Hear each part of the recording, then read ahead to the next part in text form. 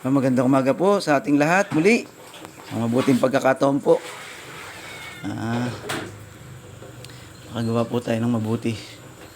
Salamat po muli sa inyong lahat. Ito po ang aking lutong ulam ngayon. Nilagang talbos na may okra. Yung pong nakikita nyo parang nakahalo, yan po yung noodles na galing Japan. Sinama ko lang po yan dyan. Pero hindi ko po inilagay yung pampalasa. Ilagyan ko lang po yan ng sibuyas, tsaka asin.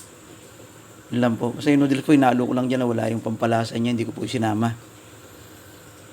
Kaya po may ganyang nakahalo. Kasi po meron po nakahalo, ano yan, parang seafoods. Yan po.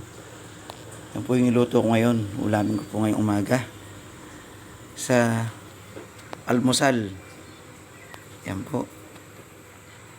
Ang ating ulam ngayong umaga. Yung nilagang talbos, nilagyan ko po ng okra. Po. Paluto na po yan. Kumukulo na po siya. Yan po yan. Oh.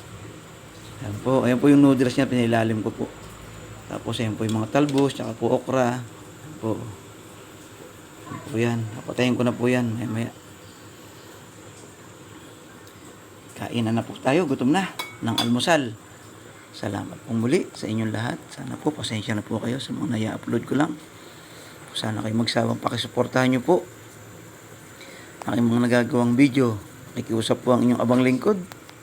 Salamat po muli sa inyong lahat. Muli po sa susunod. Kainan na po.